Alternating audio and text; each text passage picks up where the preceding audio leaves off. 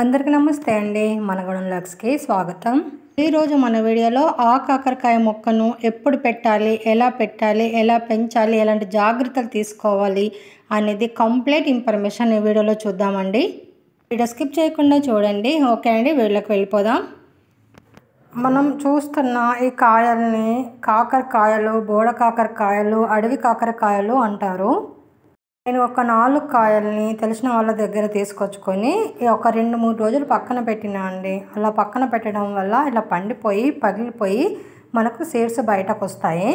ఎంత గ్రీన్గా ఉన్నా కాకరకాయలు తెచ్చుకొని మన పక్కకు పెట్టుకున్న 2 రోజులలో మక్కిపోయి ఇలా మొత్తం పగిలిపోయి సీడ్స్ బయటకు వస్తాయండి. మనం వీటిని కొనవలసిన అవసరం కూడా లేదు. మనం ఇవన్నీ సీడ్స్ అన్నీ తీసేసుకొని ఒక ప్లేట్లో వేసుకొని ఇప్పుడు ఇందులో కొంచెం బూడిద వేసుకోవాలండి. బూడిద లేకపోతే అలాగైనా సరే మనం ఎండబెట్టుకోవచ్చు. కంప్లీట్గా ఎండకు ఎండాలండి. ఒక 2-3 డేస్ బాగా ఎండాలి సీడ్స్ అన్నీ.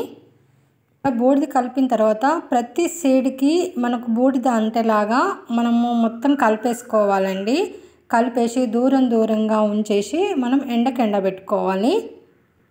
బూడిద లేకపోతే దూరంగా ఒకదానికొకటి అంటకుండా దూరంగా ఉంచి ఎండబెట్టుకోండి. ఓకే, ఎండిన తర్వాత ఒక గాజు సీసాలోనో లేదా ఒక ప్లాస్టిక్ డబ్బాలోనో గాలిపోకుండా స్టోర్ చేసుకొని మనం రెయిన్ సీజన్లో వేసుకోవాల్సి ఉంటుందండి. ఈ సీడ్స్ని గార్డెన్లో అయితే ఫస్ట్ టైం వేసుకున్నానండి కాకరకాయని.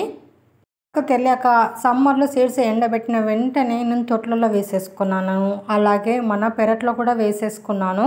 నాకు తెలియదండి రెయిన్ సీజన్లోనే పెరుగుతాయని. సీడ్స్ కదా, ఏ సీజన్లో అయినా పెడితే పెరుగుతాయని చెప్పేసి నేను తొట్లలో వేసుకోవడం జరిగింది.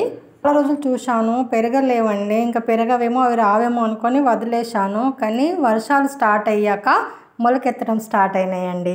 చాలా హ్యాపీగా అనిపించిందండి. అసలు మొలకెత్తామనుకున్న సీడ్స్ మొలకెత్తి మనం ముంగట ఇంత పెద్ద మొక్కలు అయితే ఎంత హ్యాపీగా ఉంటుంది కదా.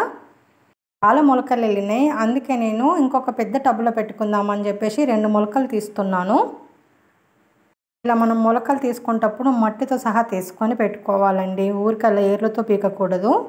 మనము ఈ కాకరకాయ మొక్కల్ని మనం తోటలలో పెంచాలా, టెర్రస్ గార్డెన్లో పెంచాలనుకున్నప్పుడు ఇలాంటి పెద్ద టబ్లో పెంచుకోవాలండి. మట్టి ఎక్కువ ఉండాలి. మనం పాటీ మిక్స్డ్ సాయిల్ వాడితే బెస్ట్ రిజల్ట్ ఉంటుంది. ఇది పాటీ మిక్స్డ్ సాయిల్ అండి. ఇందులో పెట్టేసుకుంటున్నాను నేను.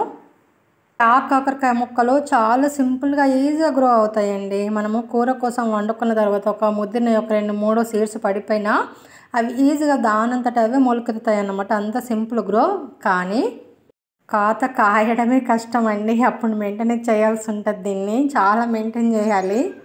అన్ని మొక్కలకి ఇచ్చినట్టే మనం ఈ మొక్కలు పెరగడానికి జీవామృతము, కిచెన్ లిక్విడ్ ఫర్టిలైజరు, అలాగే mustard cake fertiliser, bone meal ఇవన్నీ ఇవ్వచ్చు.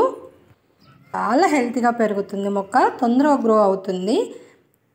కానీ మనం మొక్కలు పెట్టుకునేటప్పుడు ఒక్కొక్క మొక్క పెట్టకూడదండి. అందుకే నేను ఇంకొక మొక్క తెచ్చి కూడా పెడుతున్నాను. 2 మొక్కలు పెట్టుకోవాలి, ఖచ్చితంగా పెట్టుకోవాలి. ఎందుకంటే తీగజాతి మొక్కలలో మేలు ఫీమేలు 2 రకాల మొక్కలు ఉంటాయండి. మేల్ మొక్క ఉన్న దగ్గర ఫీమేల్ మొక్క ఉండాల్సిందే, ఫీమేల్ మొక్క ఉన్న దగ్గర మేల్ మొక్క ఉండాల్సిందే.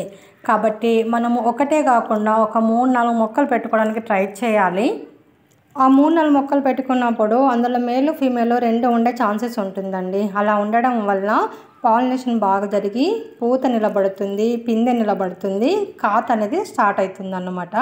ఖచ్చితంగా ఒక 3-4 మొక్కలు పెంచడానికి ట్రై చేయాలి. ఒకే ప్లేస్లో ఒక తొట్టులో, లేదంటే అట్లీస్ట్ ఒక 2 మొక్కలైనా పెట్టుకోవాలండి ఖచ్చితంగా.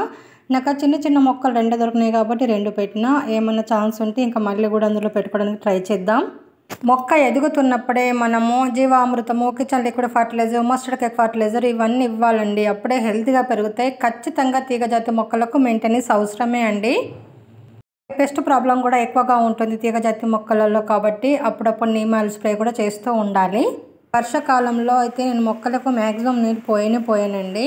అప్పుడప్పుడు వర్షం పడుతూనే ఉంటుంది కాబట్టి ఏం పర్వాలేదు.